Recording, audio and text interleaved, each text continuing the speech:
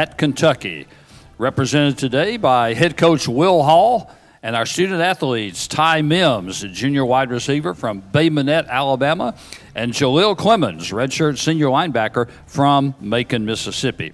We'll begin with opening remarks from Coach Hall, and then we'll take questions both for Coach and the student athletes. Coach? All right, man, really excited to be here going into year 4, representing University of Southern Mississippi and my home state, the great state of Mississippi. Excited about these two kids we've got here, Jalil, or these two young men now. Jalil Clemons, recent graduates, playing defensive end now in our new 4-man front from Starkville, Mississippi. He's done a phenomenal job becoming a team leader and expecting great things out of him as a pass rusher this football season. Then Ty Mims right here out of Baldwin County High School in Mobile going into year 3. Both of them are going into year 3 with us.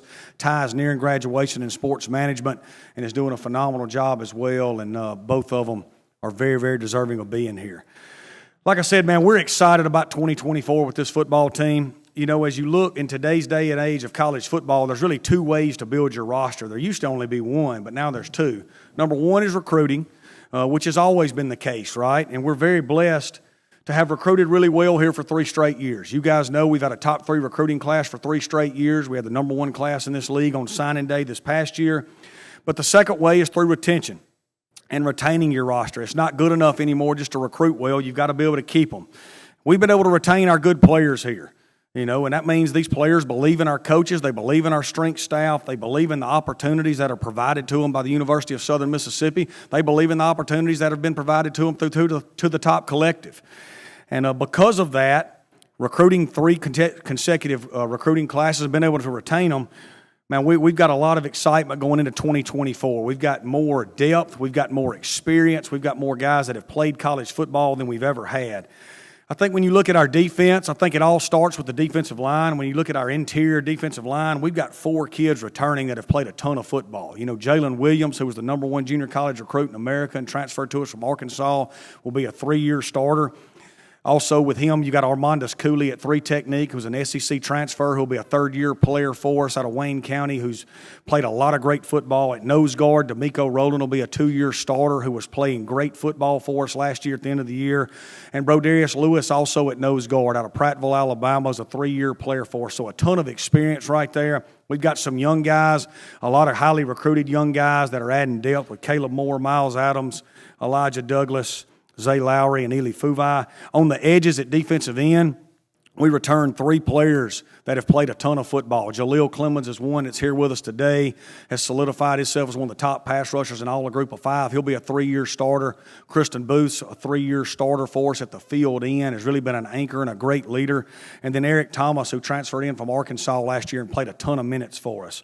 We added some great transfers on the edge with Caleb Bryant from Mississippi State, Ryan Johnson from Akron, Jameer Lewis was a great junior college pickup, and Khalid Moore from Mississippi State. And we added 2 young guys in Tremont Henry and Jalen Owens. So just a ton of depth and experience and people that have played on the defensive line.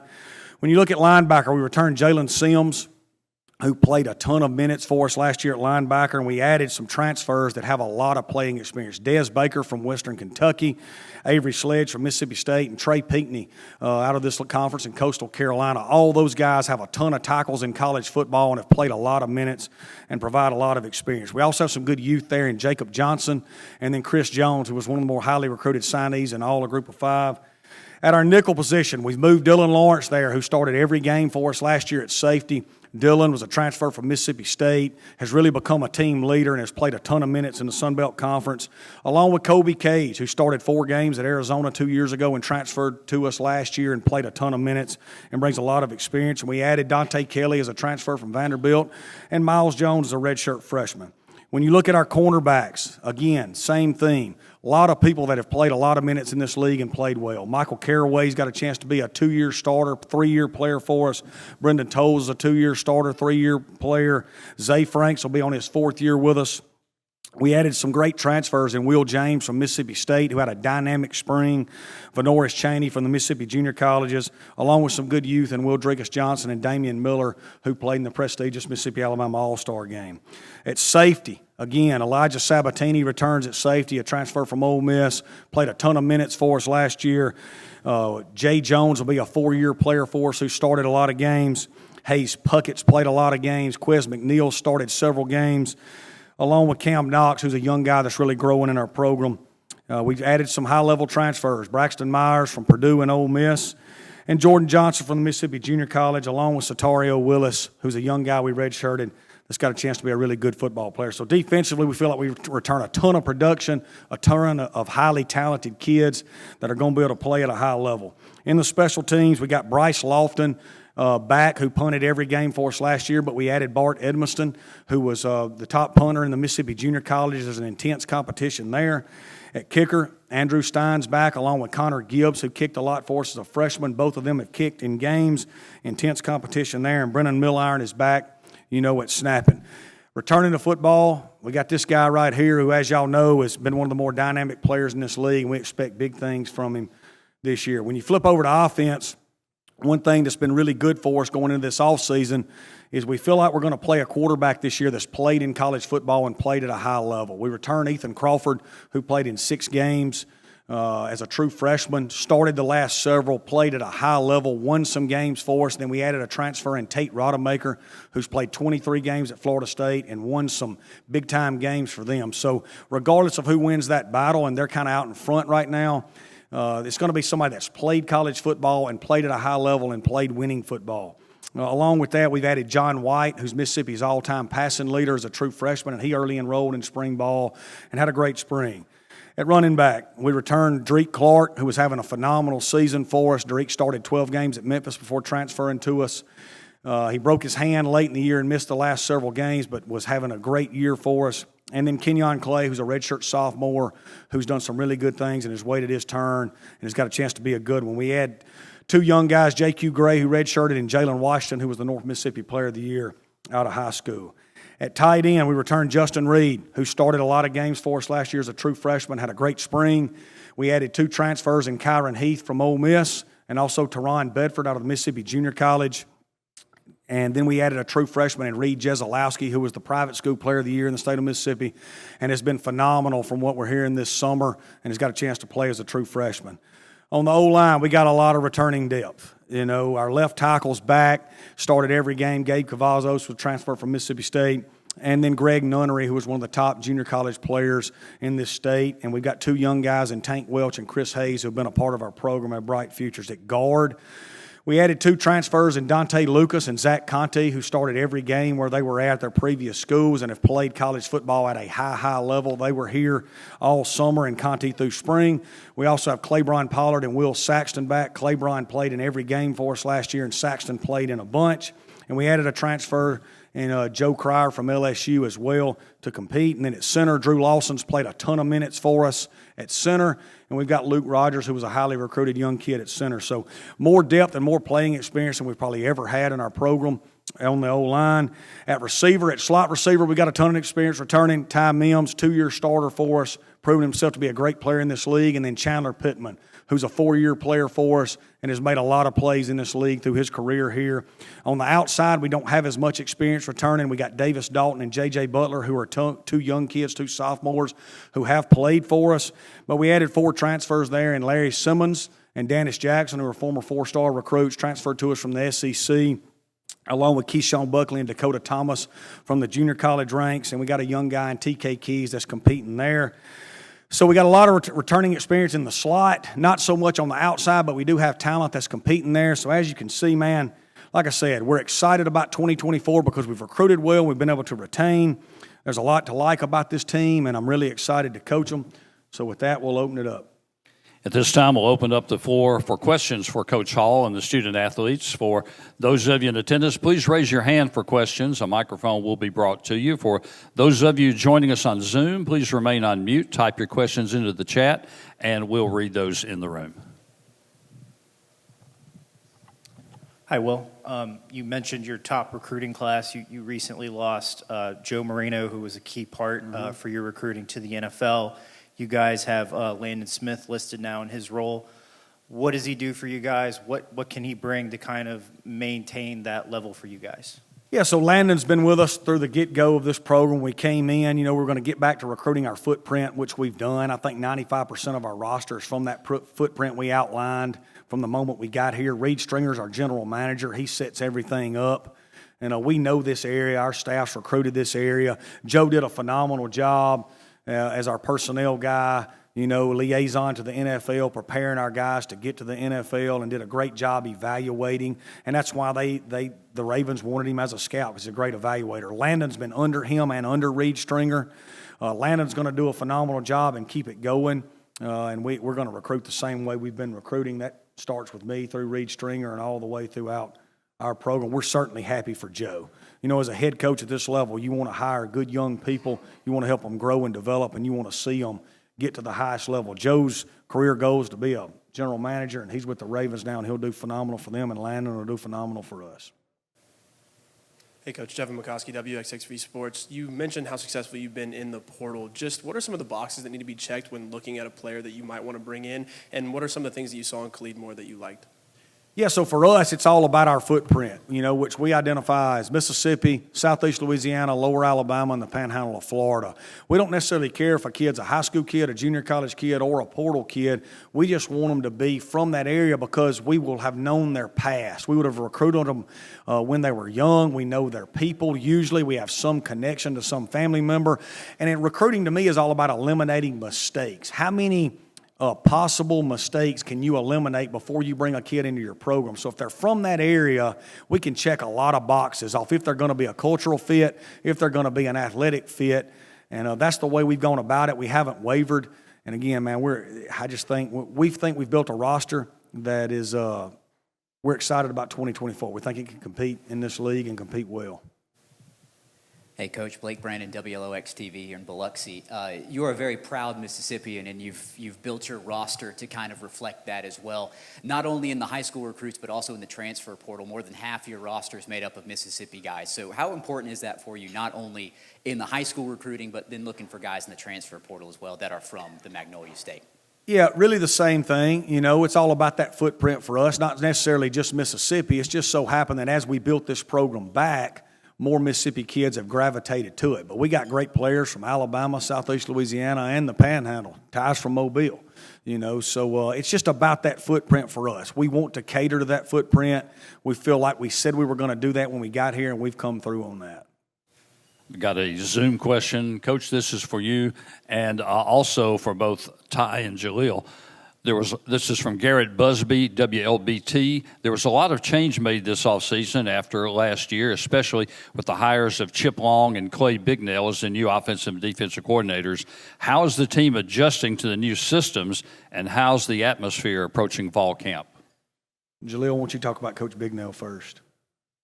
Well, Coach Bignell, he's a great leader. He's the guy that all the defensive players, we're willing to run through a wall for him. I think he has a great scheme, a scheme that just lets us line up and just go, a 4-down front.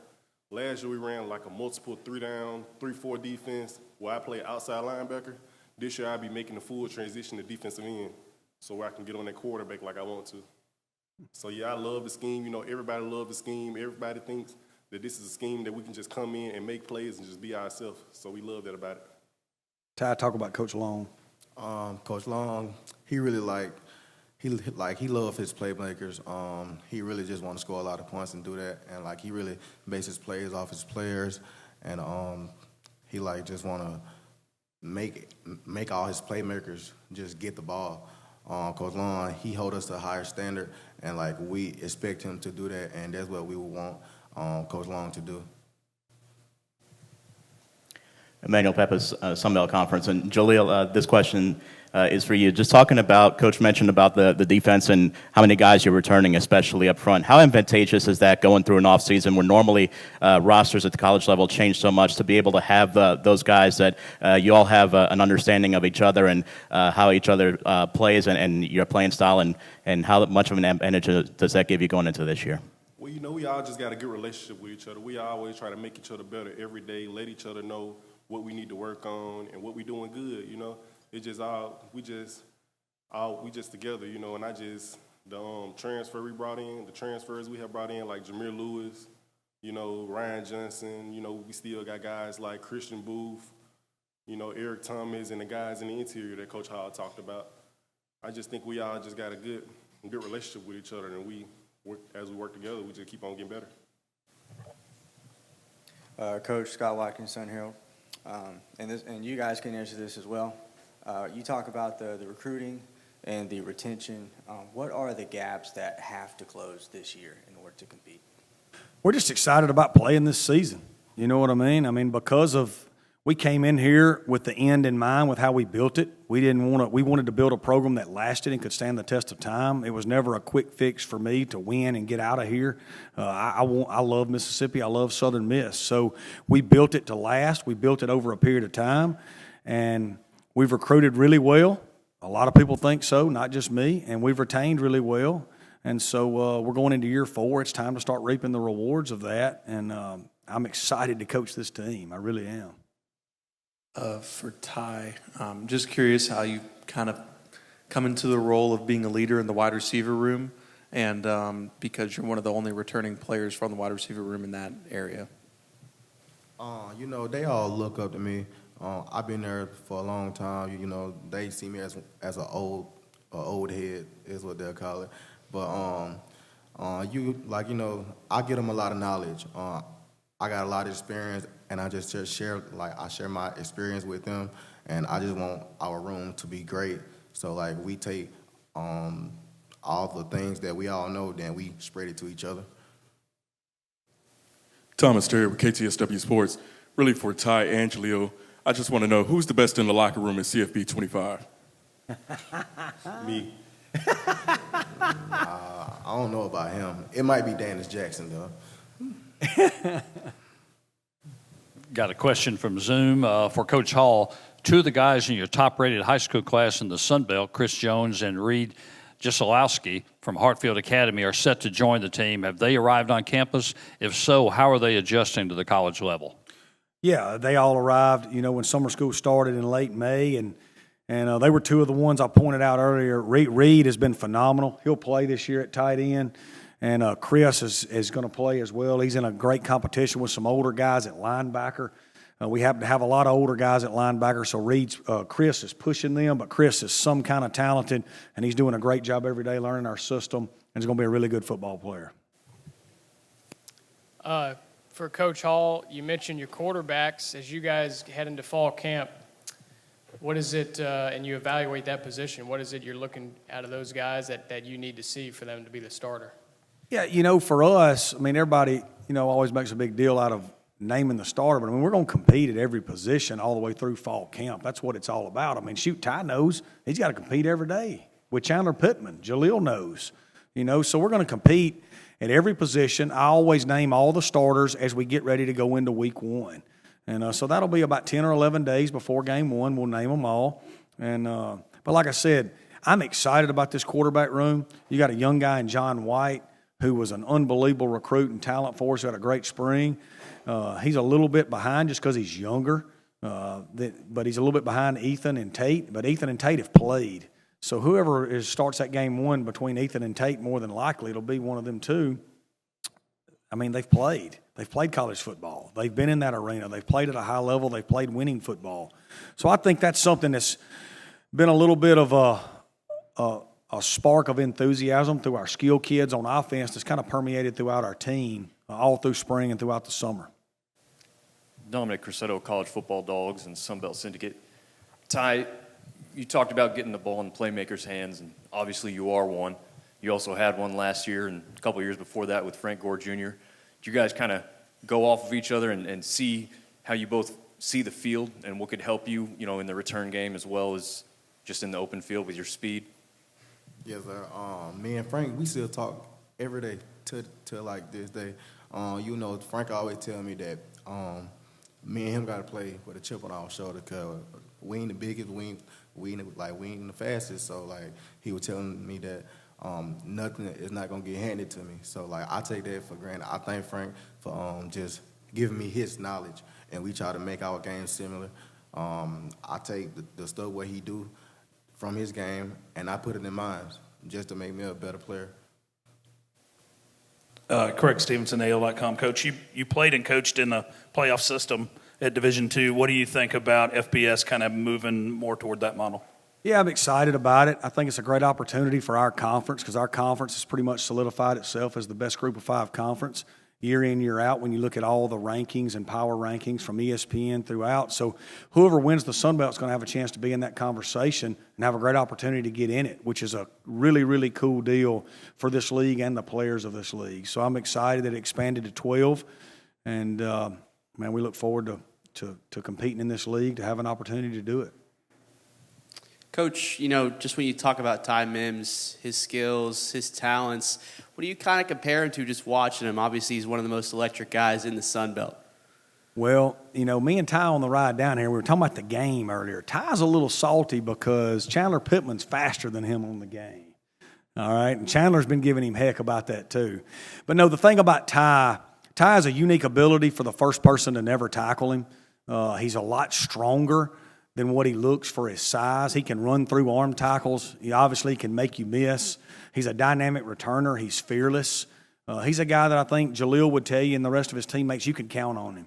And that's something we talk about in our program is, can you be counted on when it's hard? Because successful people manage hard way better than unsuccessful people.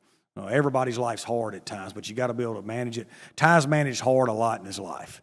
Ty's very successful, and he's just on he's on the tip of the iceberg of all the success he's going to have in his life, not just as a football player, but as a man as well. Got a question for all three of you guys. Just talk a little bit about, that retention. What is the support system in Hattiesburg meant to all three of you and just the campus in general, and how do you feel like that plays into the retention? Jalil, you go first.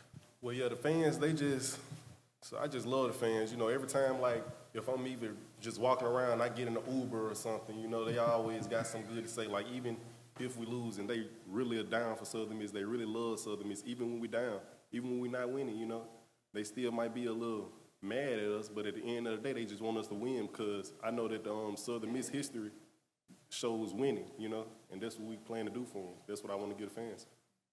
Go ahead, Ty. I think it's about the culture here. We love the fans. The fans love us. And, we just appreciate our fans. A lot of us could have left, but we stayed. And that's because, the culture here, we love the culture. And, they do a lot of things for us. Even the coaches, they do a lot of stuff for the coaches.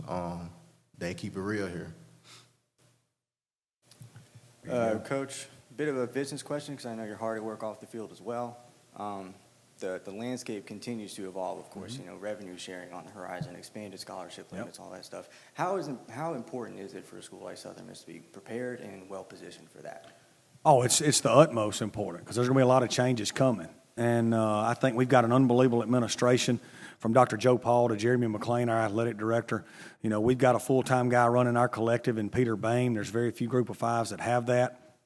And we feel like we're out on the forefront with our collective and doing great things. It's growing daily, and our fans are starting to embrace it. And that's something we're continuing to push as a university through all these changes, is growing in every way that we can for this new landscape that's coming.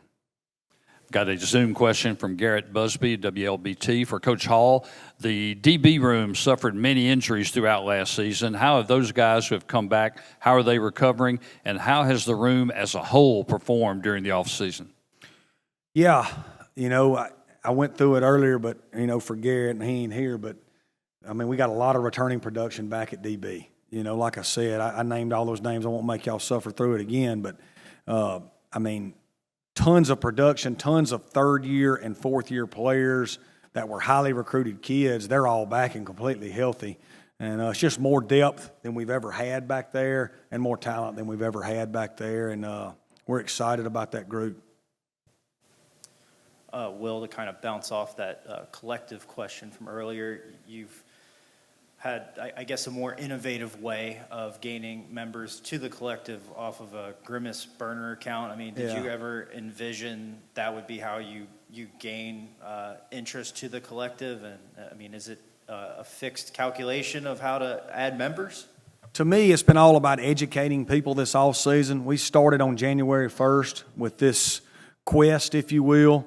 And it's been a group effort from Dr. Joe Paul to Jeremy McClain, allowing me to do this. I thank them so much, all the way through Peter Bain, who runs our collective. But we've met with people. We're trying to educate people because Group of Five NIL is so much different than what people think.